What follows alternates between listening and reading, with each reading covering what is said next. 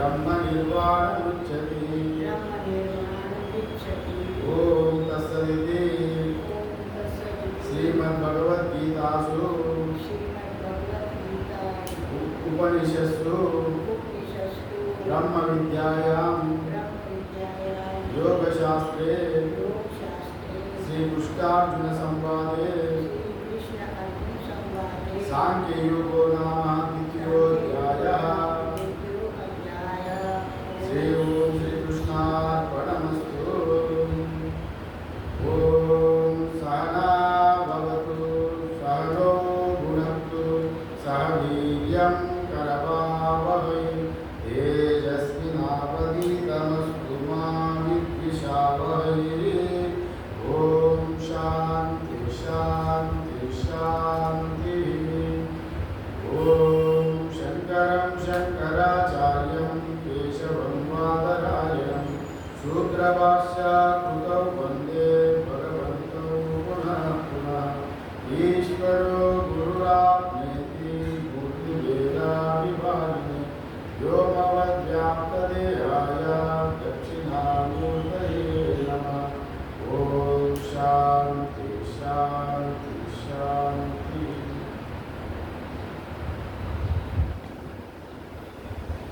कल हम लोग देखेंगे 8वीं श्लोक तक देखे थे और अभी नवमी श्लोक देखेंगे। नवम श्लोक में संबंध यमराज जब यमलोक से लौटा था तभी नचिकेता को बारी में उनका पत्नी अथवा अमर जो मंत्री ने उसको याद दिलाया। एक ब्राह्मण बालक आ गया अतिथि रूप में, अपना शास्त्रानुसार से हम लोग उनको पाद्य अर्घ्य आदि देना है इत्यादि याद दिलाए तो यमराज जी भी तुरंत वहाँ आके पाद्य अर्घ्य आदि इत्यादि द्वारा जो नचिकेता का सत्कार किया। और ये भी नवमी मंत्र में कह रहा है। तीसरो रात्रि यदवातिथि गृहे में अनष्टं ब्रह्मन् अतिथिर्नमस्यात् नमस्तेस्तु ब्रह्मन् स्वस्ति मेस्तु तस्मान् प्रतीक्रीन् वरान् कृणीष्व इत्यादि। तीसरो रात्रि यदवसीत गृहे मतलब जो ब्राह्मण बालक 3 रात्रि बिना काटे उनका घर में निवास किया। ब्राह्मण मीन्स ये ब्राह्मण देवता यमराज जी ने नचिकेता जी से संवाद कर रहा है। ये ब्राह्मण देवता नमस्या अतिथि आपको नमस्कार है, आपको सत्कार करने का योग्य है और ते आपको नमः अस्तु नमस्कार है। ये ब्राह्मण में अस्ति मेरा कल्याण हेतु मेरा कल्याण हो आपने जो 3 रात्रियों का मैं मेरे गृह में अनशन बिना भोजन किए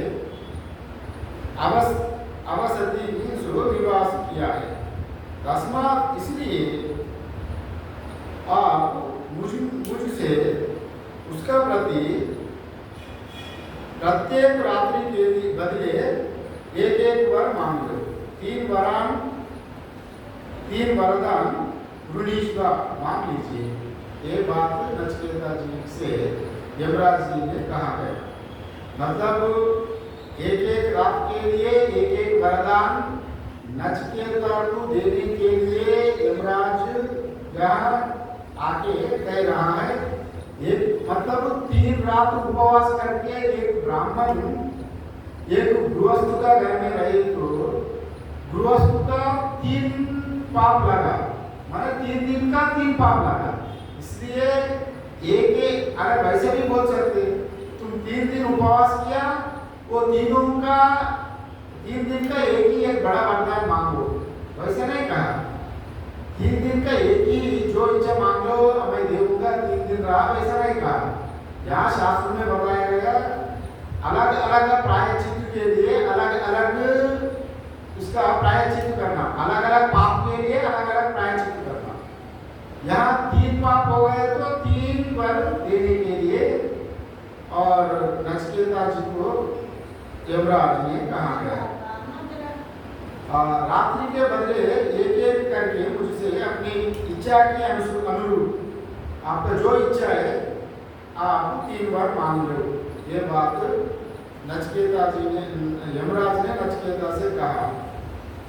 अभी इसका जो शंकराचार्य भाष्य में लिखा, पत्नी अथवा अमात्य बोल के भाष्य में लिखा, मतलब वहाँ घर में उपस्थित कोई उनकी याद दिलाया गया धर्म का भाग्य। तब भी यमराज उतने शक्तिशाली होने के नाते उनका अपना गृहस्थ धर्म को निभा रहा है। मतलब यमराज का कोई अहंकार नहीं है।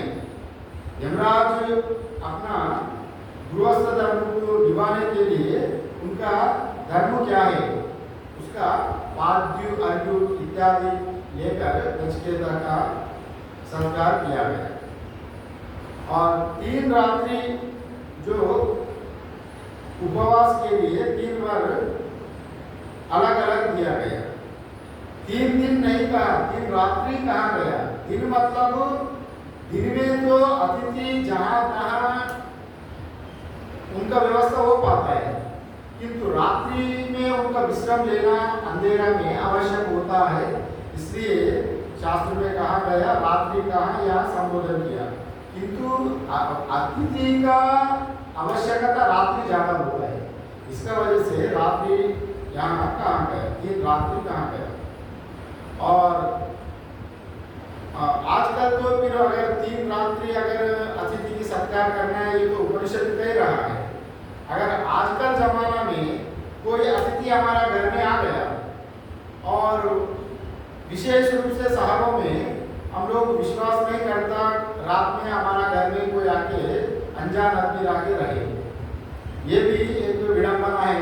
आज कल परिस्थिति जो समय का अनुसार देश का जो परिस्थिति का अनुकूल, उनको अगर कोई अतिथि आए तो भोजन तो दे सकते, उनको घर में नहीं भी रखेंगे अनजान आदमी की।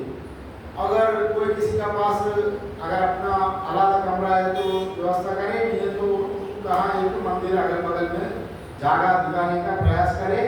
और नहीं तो अगर अतिथि का सेवन करना ही है, उतने शास्त्र कह रहा है, तो आज का जमाने में कई जगह में होटल अतिथि गृह है, अगर अपना पास जो स्तोमता है उनको थोड़ा अर्थ देकर एक कमरा एक रात के लिए भी व्यवस्था कर सकते हैं। आज का जमाना वो भी अतिथि पूजा में ही आ जाता है और भोजन आपका घर में भोजन भी ला सकते हो। ये आजकल आधुनिक जमाना में हर आदमी का घर में नहीं रख सकते। शहरों में, गाँवों में तो जैसा तैसा हो ही जाता है, कहीं एक आंगन में वरांडा में वो लेट ही जाता है। ये बात यहाँ बताया गया। और समय का परिवर्तन आजकल कौन संत है कौन भाई संत है, कोई कपड़ा पहन के आया, कोई बताने लगा मैं ब्राह्मण हूँ, मैं बड़ा संत हूँ। विश्वास करने योग्य आजकल नहीं है, सब सत्य मिलन है। इसलिए आप पहचानना थोड़ा मुश्किल है, किंतु सच्चे संत को कभी पहचानने में दिक्कत नहीं होगी, किंतु उनका कोई लेना देना नहीं रहता। अगर आपको अतिथि दे ना दे, आप उम्मीद खुद कोई अच्छा संत है तो वो खुद गृहस्थ का घर में रहना नहीं चाहता और वो खुद का थोड़ा भोजन लेके कहाँ अलग ही रहना चाहता है।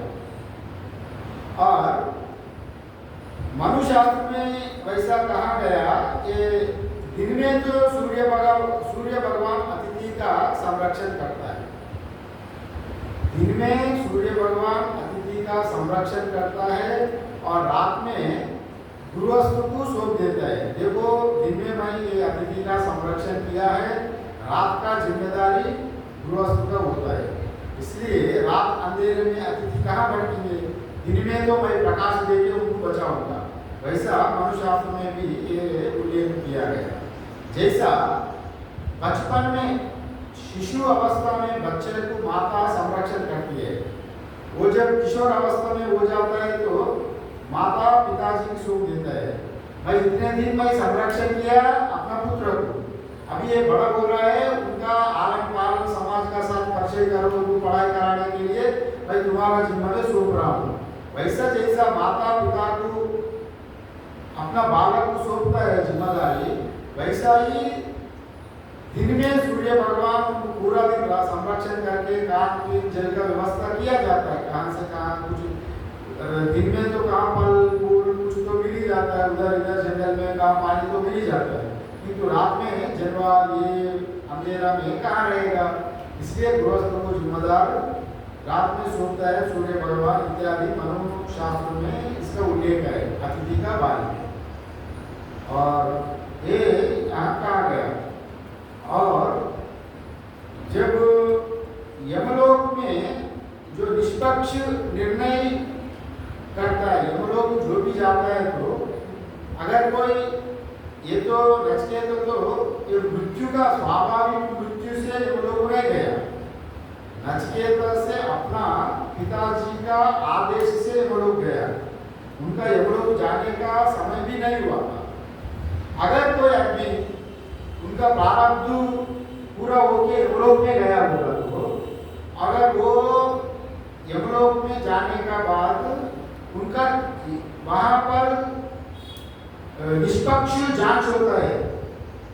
निष्पक्ष जांच मतलब वो जितने पुण्य किया जितने पाप किया, वो चित्रगुप्त जी रहता है वहां पर, चित्रगुप्त जी जा रहा, उनका पास पूरा चिट्ठा रहता है चित्रगुप्त का पास, वो यमराज जी का ही मंत्री है चित्रगुप्त जी, उनका पास कौन आदमी कितने पुण्य किया कौन आदमी कितने पाप किया, उसी का अनुसार ही उनको फिर अगर वो नरक जाना है ऊंचे लोग जाना है वो तय करेगा। इसलिए कोई भी जाता है तो वहां पर उनको देख के उनको पूछा भी जाता है, एक ऑप्शन भी होता है।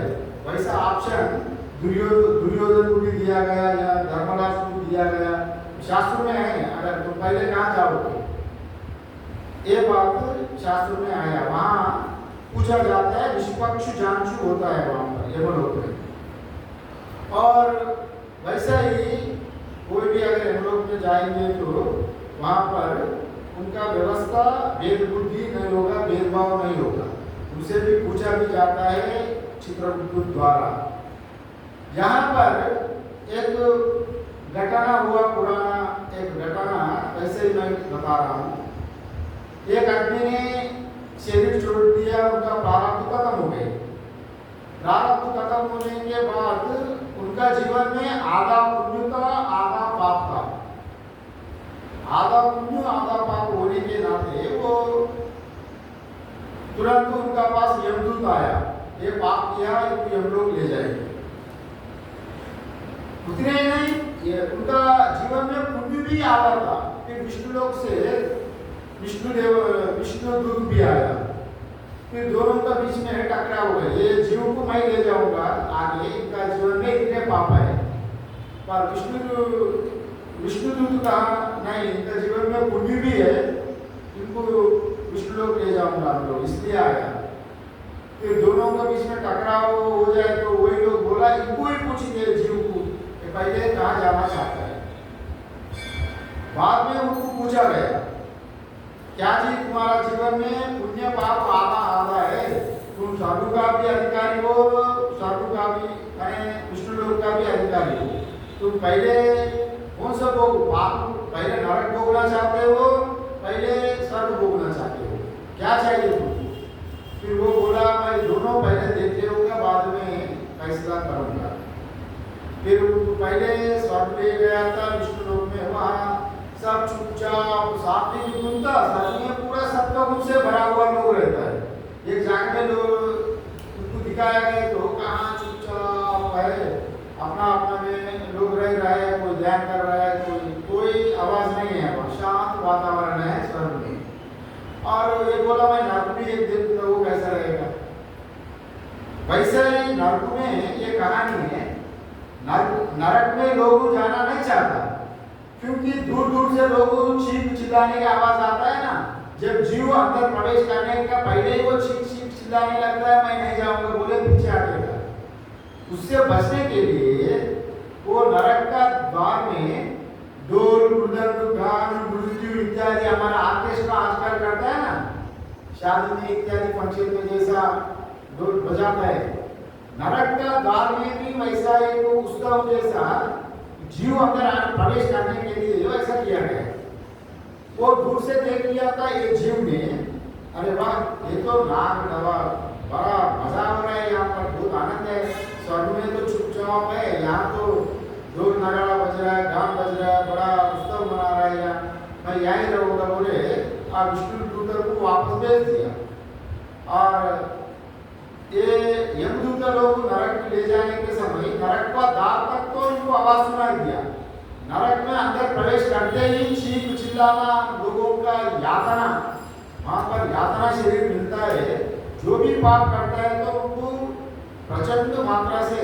जितने पाप किया उतने यातना मिलता है मैंने कष्ट भोगना पड़ता है उसमें गरम तेल में उनको उगलाएगा बाद में इतने यातना होते हुए ही उनका जीव वहां नहीं जाने के लिए इच्छा प्रवेश प्रकट करता है इसलिए वहां पर एडवर्टाइजमेंट का एक वहां पर व्यवस्था किया गया इसलिए वहां पर ये अंदर जाते ही चीख चिल्लाने लगे वो दंग रह गया अरे बाहर में तो इतने बड़ा ढोल डमरू नगाड़ा बज रहा है अंदर में इतने चीख चिल्ला रहा है ये क्या है फिर यमदूत लोग ने बताया देखो भाई ये मेरा एडवर्टाइजमेंट टीम है और आप जैसा लोग अंदर आने नहीं चाहता है इसलिए आप लोग को इसको स्वागत करने के लिए पहले अंदर आने के लिए एडवर्टाइजमेंट का जो हम लोग ढोल नगाड़ा बजाता है वो एडवर्टाइजमेंट है आजकल भी जो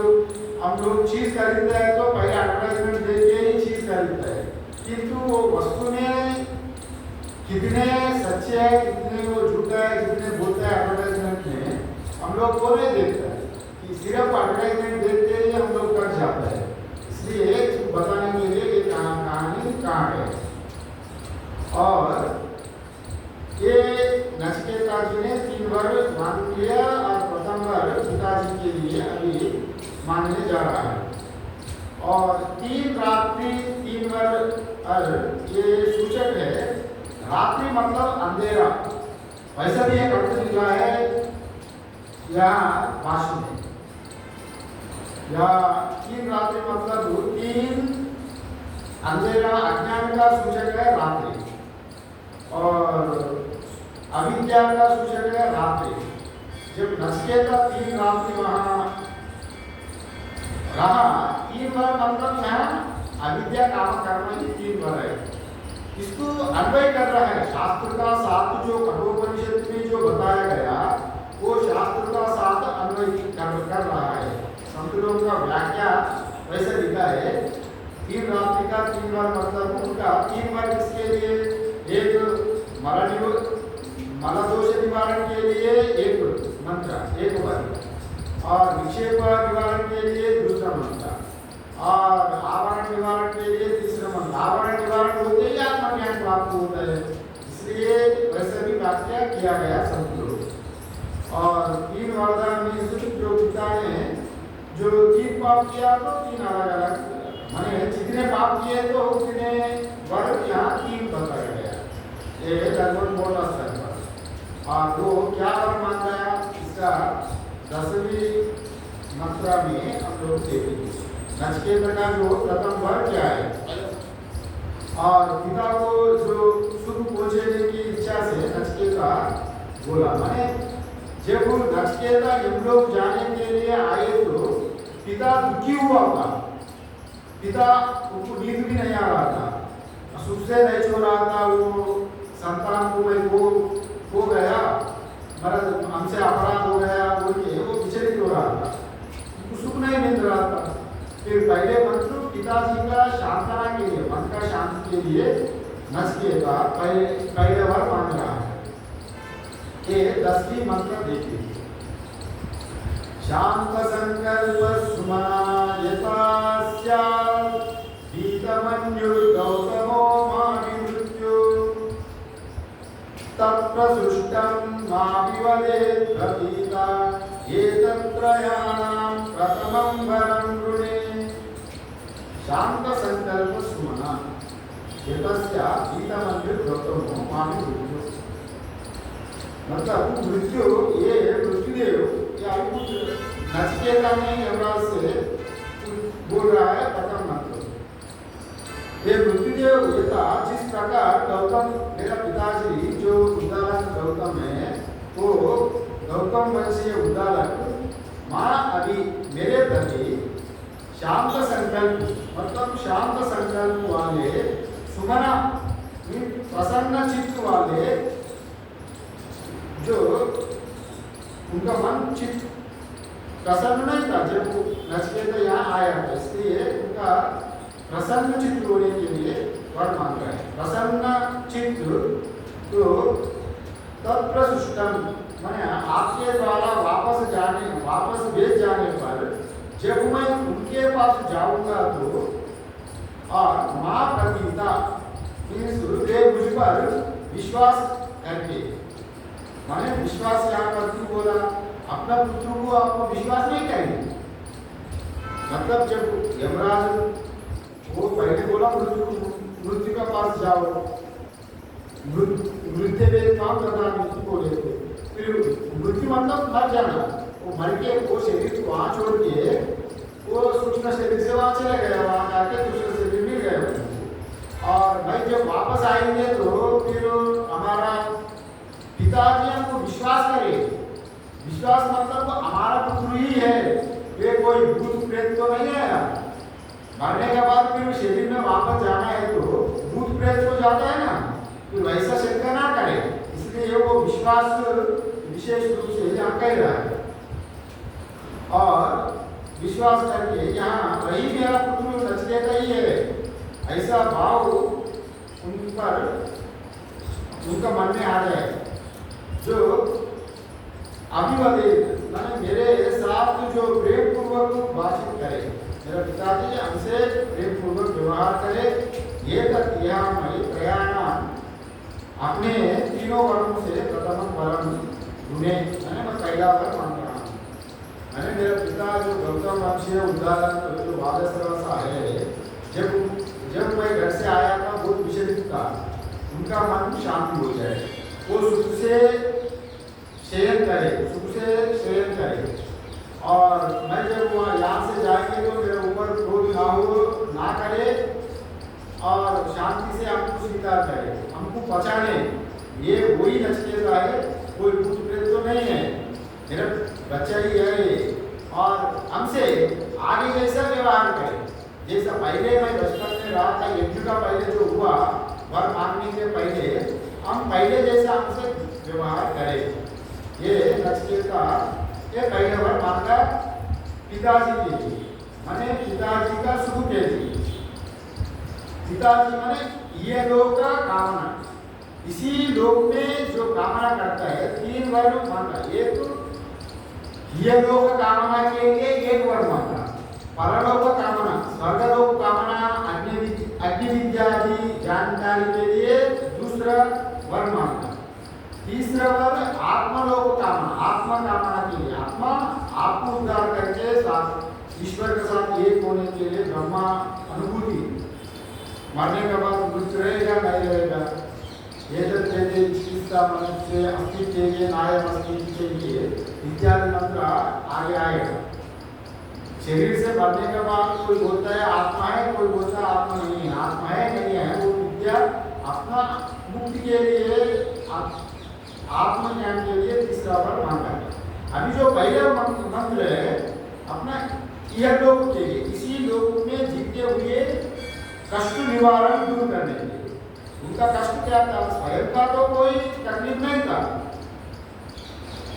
हर आदमी प्रार्थना करता है भगवान से अपना कष्ट को दूर करने के लिए। भगवत गीता में भी यहाँ आता है, चार प्रकार का लोग हमको पूछता है, चतुर्विधा भजन्ते मां जनाः सुकृति रोचना आत्मो जिज्ञासु अर्थार्थी ज्ञानी च परतः। 7वें अध्याय में ये श्लोक आता है, चतुर्विधा भजन्ते मां जनाः सुकृति रोचना आत्मो जिज्ञासु अर्थार्थी ज्ञानी। मैंने 4 प्रकार का लोग भगवान से प्रार्थना दुआ लगाता है, हमारा ये काम पूरा करो, हम ये वैसा करो वैसा करो। मतलब आर्थ तो मतलब आराधना करना परमात्मा का साथ, ये परमात्मा मैं जो कष्ट में हूँ हमारा कष्ट दूर करो। अभी शरीर हम दुखी होता है, वो कष्ट होता है, तो हम बचाने का कोई एक राह बात नहीं मिले तो और ये ही मिलता है, परमात्मा का ही सहारा लेना पड़ता है। तभी परमात्मा से हम लोग मांगते हैं परमात्मा को बचाओ बचाओ, और कोई नहीं है आपका अलावा, मेरा दुनिया में कोई नहीं। और जैसा गजेंद्र मोक्ष में भागवत में कहानी है ना, जब जो गजराज ने तालाब में गया, जो मगरमच्छ ने पकड़ा और जितने भी प्रयास किए वो छोड़ा नहीं, अंत में वो परमात्मा का ही सहारा लेते इसने गजेंद्र मोक्ष का नाम से ही एक अध्याय है। और वैसा परमात्मा उनको छुड़ा दिया। फिर दूसरा दृष्टांत में दिया गया, द्रौपदी जब वस्त्राभरण हो रहा था, द्रौपदी की बचाने उतने 5 पत्नी पंच पांडव सामने होते हुए भी, भीष्म पितामह धर्मरक्षक होते हुए भी कोई द्रौपदी की नहीं बचाए। जब दुशासन जैसा वस्त्राभरण किया था, तब द्रौपदी का सहारा परमात्मा कृष्ण ही याद है, फिर परमात्मा का ही याद किया। यही आर्तना, इसको आर्तना मतलब प्रार्थना, आर्तना मतलब प्रार्थना करना, प्रेयर, फिर कृष्ण भगवान बचाता है।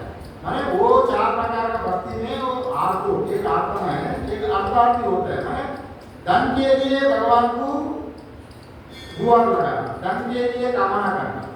जैसा आपका पास बोझ जो अभी घर में शादी होने वाला है, पैसा नहीं है और क्या करना, आप किसी कोई हॉस्पिटल में है, आप पहले ही उधर से रिंग लाया, अभी नया रिंग लेने के लिए कोई सामने नहीं आया, अभी इलाज कराना ये तो कब है, अभी क्या करेगा, सहारा कोई परमात्मा ही होता है ना।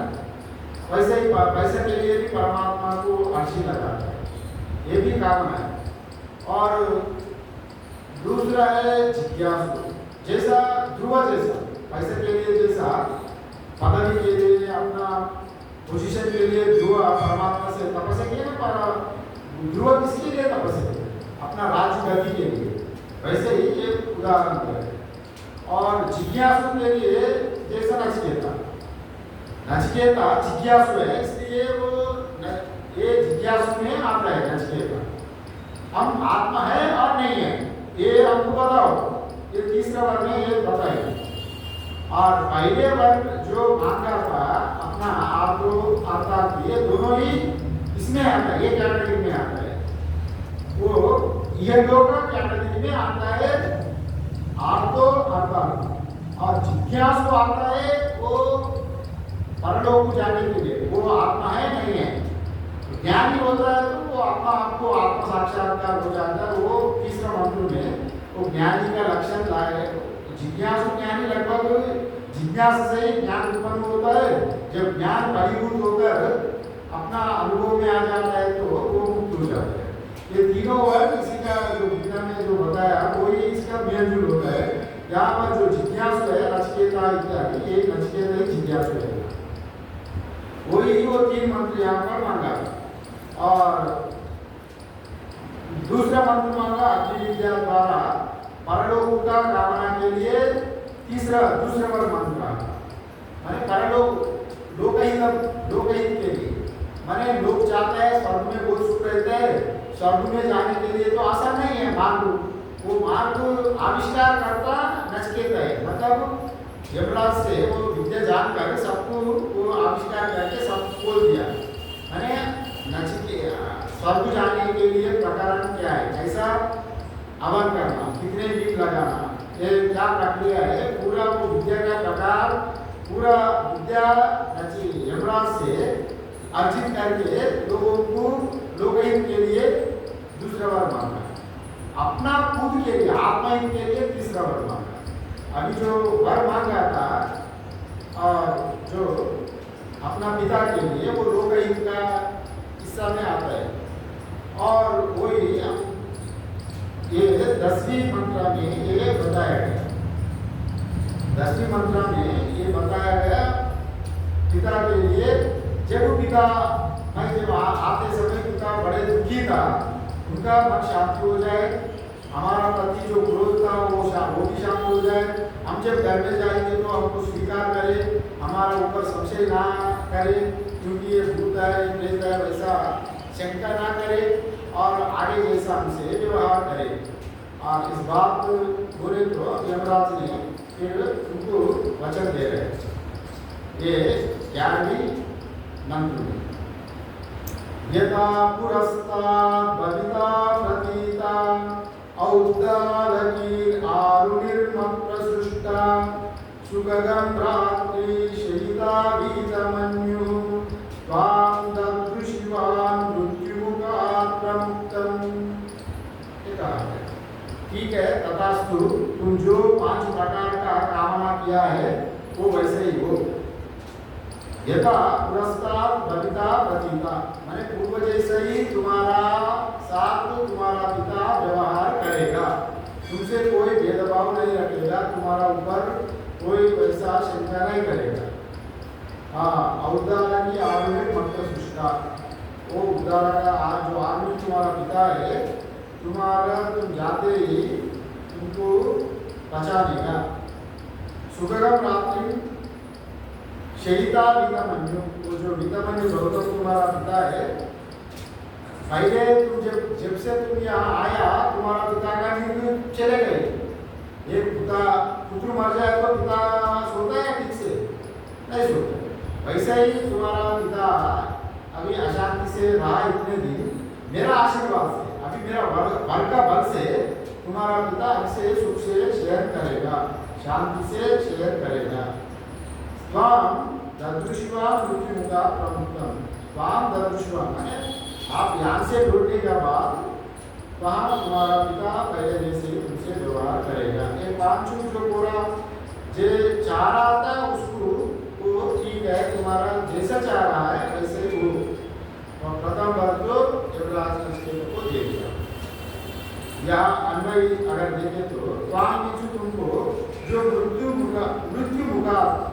के मुख से जो प्रमुखतम छूटा हुआ, जब यहाँ से तुम मृत्यु से हमसे अगर छूट के जब जाएंगे तो ददृशिवान वैसा देखकर जो मत प्रसृष्टा मुझसे प्रेरित आरुणि, जो तुम्हारे पिता अरुण का पुत्र आरुणि उदालक कहाँ है, उदालक यथा पुरस्तात् मैंने पहले की बात की प्रतीता, यह मेरा ही पुत्र है, नचिकेता ही है, ऐसा वो आपको पहचानेगा। ऐसा विश्वास करके जो वीतमन्यु मैंने दुखों से, वीतराग से, दुख और क्रोध से रहित भविता हो जाएगा रात्रि वेला, और वो अपनी जो आयु की शेष जो रात्रि में तो सुखपूर्वक शयिता शेयर करता है, अच्छे से नींद होता है। तुम्हारा पिता का कोई चिंता नहीं रहा, तुम जो कुछ हमसे प्रार्थना किया वो सब मैं तुमको तथास्तु किया, तुम जो चाहे तुम्हारा पिता अच्छे से सोएगा, तुमसे क्रोध करेगा, तुम जब घर जाएगा तो तुमसे बहुत स्नेहपूर्वक आगे जैसे ही तुमको स्वीकार करेगा, ये मेरा पुत्र नचिकेता ही है वैसा बोल के, और कोई भेदभाव नहीं रखेगा और उनका मन शांत हो जाएगा। ये पूरा जो नचिकेता जी ने मांगा था वो पूरा वहाँ पर बताया।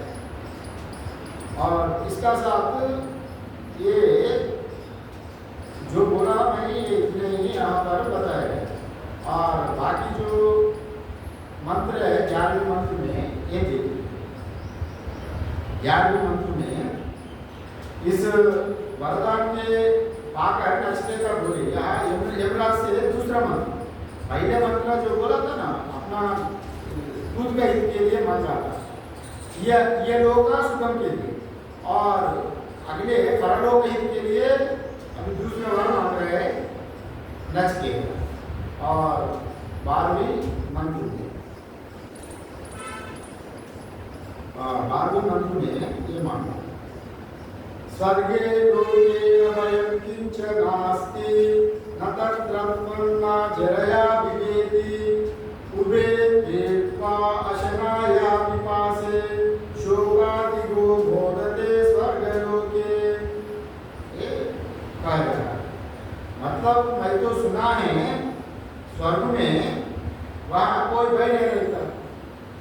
स्वर्ग में नरक में तो यमराज रहता है तो डर रहता है, स्वर्ग में तो भय नहीं रहता और आप नहीं रहता। मृत्यु कह रहा है वहां पर आप नहीं रहता, मृत्यु वहां नहीं आती स्वर्ग में। न तत्र काम ना जरया बुढ़ेगी, वहाँ बुढ़ापा नहीं होती, हमेशा स्वर्ग में युवा ही रहते। और उबे तीर्थवा सेनाया पिपासे, उबे तीर्थवा माने उबे मतलब ये दो भूख प्यास भी नहीं होता वहां पर। और शोकादि को बोलते स्वर्ग, वहां पर दुख नहीं होता। वहाँ बुजुर्ग होगा, मैं बुढ़ेपा होगा, इसका वर्णन मैं कर रहा हूँ। पहले थोड़ा अन्वय आप देखिए, इसके बाद में मैं आपको एक्सप्लेन करूँगा। स्वर्गीय लोक, स्वर्ग लोक में किंचना भयम, किंचित भय, थोड़ा से भी भय वहाँ नहीं रहता। तत्र कामना, वहाँ मृत्यु रूप स्वयं आप वहाँ नहीं रहता। वहाँ मरण नहीं रहने के कारण सब सुखी रहते हैं, वहाँ कोई डर नहीं लगता। जरया ना विवेकी, वहाँ कोई बुढ़ापा से भी भय नहीं रहता। जैसा अगर माता जो है बूढ़ी हो गई, माने बैठने के लिए उम्र हो गए तो बैठने में दिक्कत होता है, चलने में, वैसा स्वर्ग में नहीं रहता। स्वर्ग में हमेशा 16 साल का ही रहता है। ये बात अभी मैं पहले बता रहा हूँ। स्वर्गलोक में निवासी अशनाया पिपासी, माने भूखे भूख प्यास से उनका तंग नहीं होता। आप उबे तीर्थ का इन दोनों से पार होकर शोकादि दुखों से दूर होकर मोदते, मोदते मीन्स आनंद से रहता है या प्रिय आनंद, आनंदमय कोश का लक्षण मोदते काम है। प्रिय मोद प्रमोदा, ये आनंदमय कोश का लक्षण। प्रिय लगना, मोदते मीन्स मस्त में रहना, प्रमोद मीन्स और अनुभूति, वो वर्णनात्मक आनंद, उसको प्रमोद कहा है। अभी ये स्वर्ग का वर्णन यहाँ पर ये बताया गया। माने स्वर्ग लोक में क्या क्या होता है स्वर्ग में मैं बता रहा हूँ। अगर कोई आदमी स्वर्ग में गया, स्वर्ग में जाए तो यहाँ जितने पुण्य किया, पुण्य बल का अर्जन करके स्वर्ग जाएंगे। स्वर्ग जाने के लिए साधारणतः सबका वश का बात नहीं है, क्योंकि साधारण में थोड़ा बहुत पुण्य भी करता है, थोड़ा बहुत पाप भी करता है। थोड़ा पुण्य पाप करने से उनका गति और थोड़ा बहुत समय रहता है। और कोई उत्कृष्ट अच्छा पुण्य कर्म खूब जमाया, जैसा श्रोत कर्म, स्मार्त कर्म कल बताए थे, वो करके स्वर्ग में बहुत बढ़िया, यहाँ इसी लोक में बहुत पुण्य कामना अर्जन किया।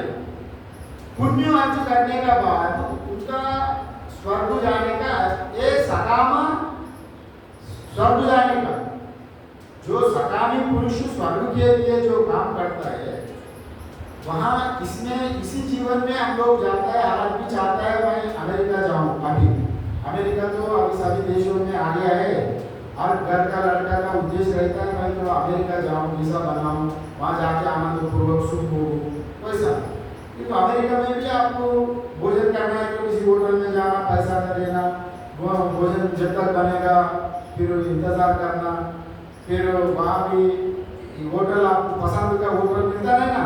एक चाइना वाला होटल है, एक रशिया वाला है, एक अमेरिका, हर एक देश का होटल रहते हैं। अभी घर से आप चाइना होटल में जाएंगे तो आप कीड़े मकोड़े सांप खाना पड़ेगा।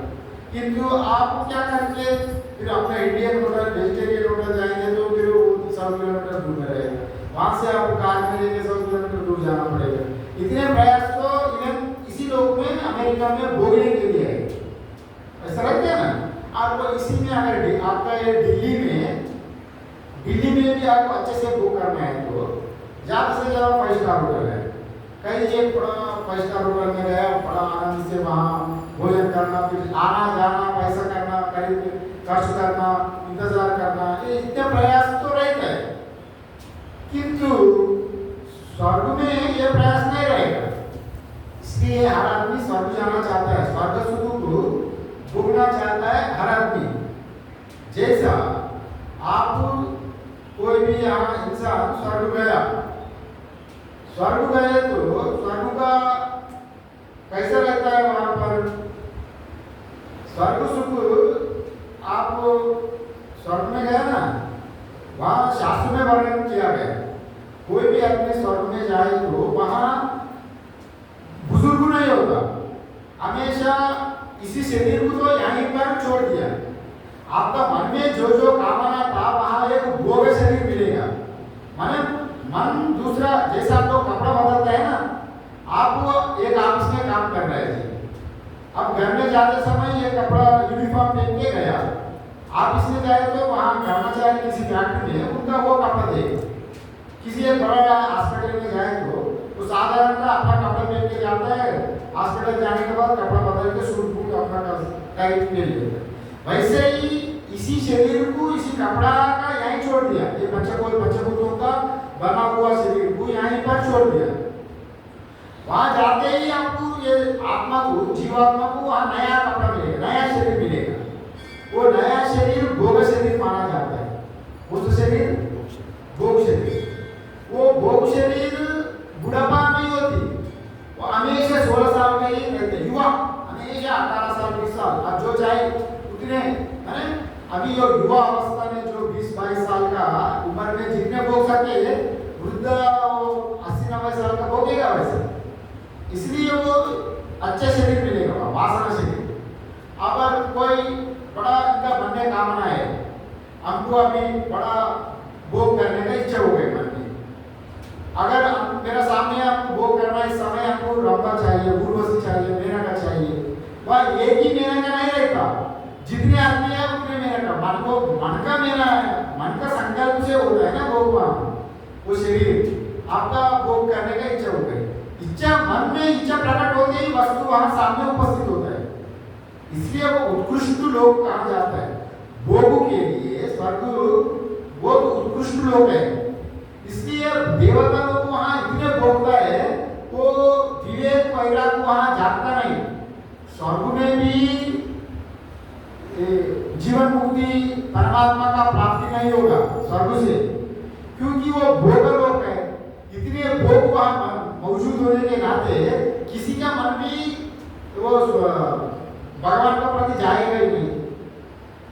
हर आदमी जब भी कष्ट होता है तो तभी वो पीछे मुड़ता है, अरे हमको ये कष्ट से निवारण कैसा करें।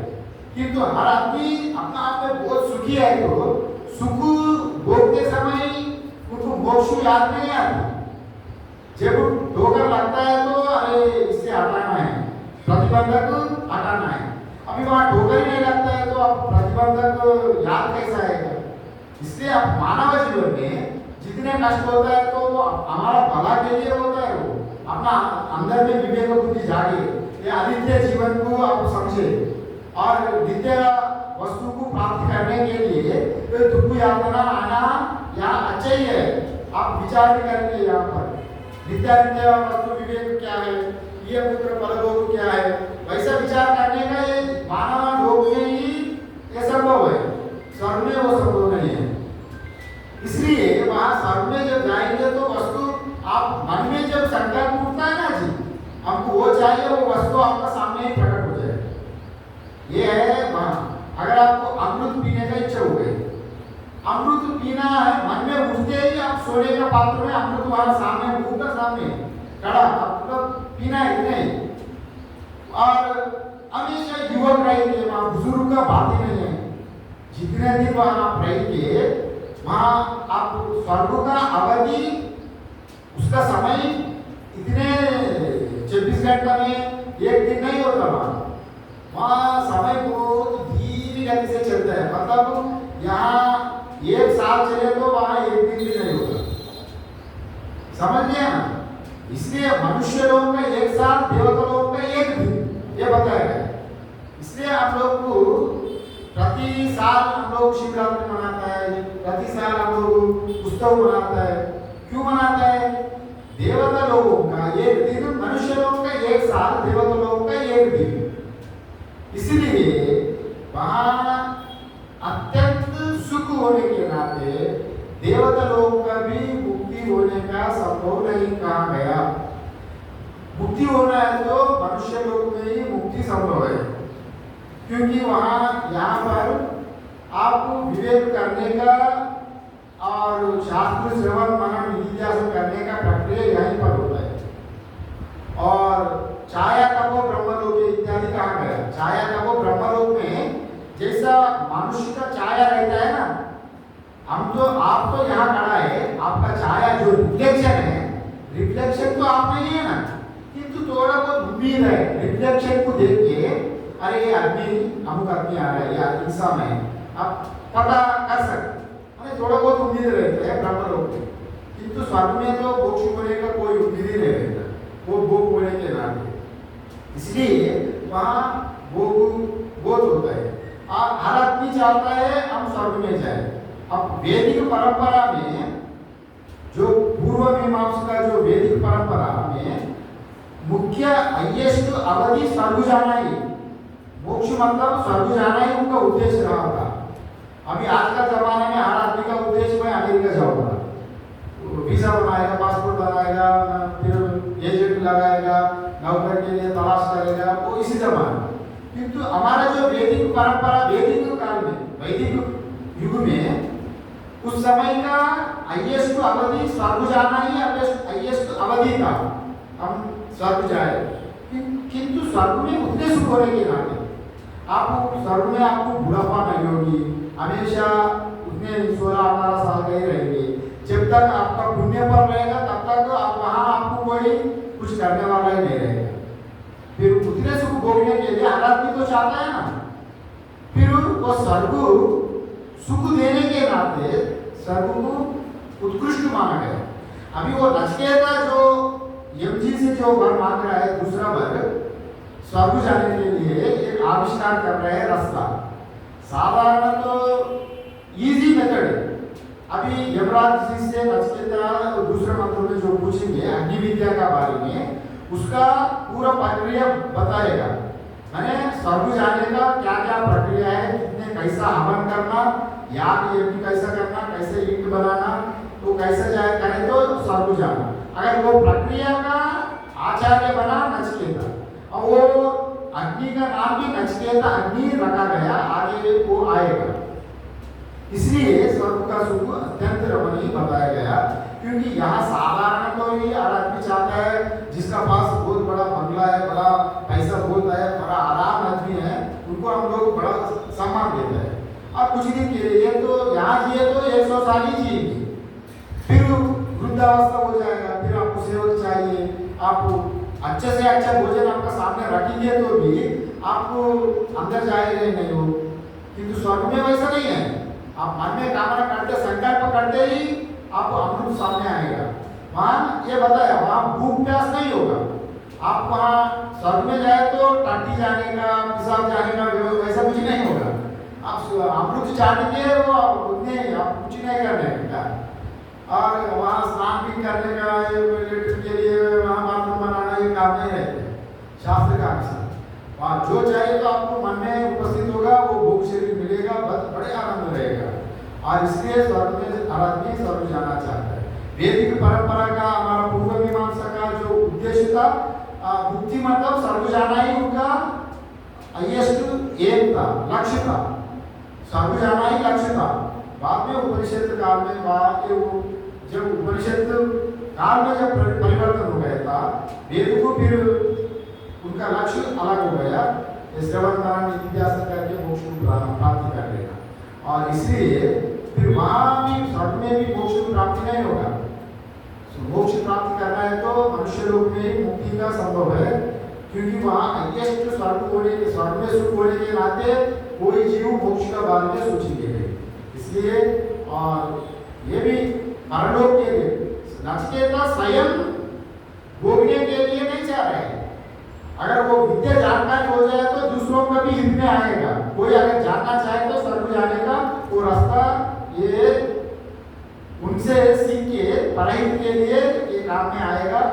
ये काम आना दूसरा मंत्र हम लोग ये दूसरे मंत्र में क्या पूछेंगे, कैसा ये स्वर्ग जाने का प्रक्रिया हम लोग कर देंगे। अभी समय भी हो गए।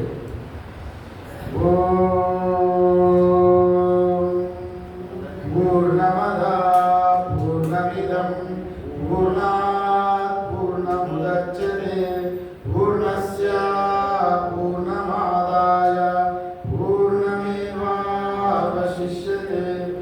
ओम शांति शांति शांति। शंकरं शंकराचार्यं केशवं बादरायणं सूत्रभाष्याकृतौ वन्दे भगवन्तौ पुनः पुनः।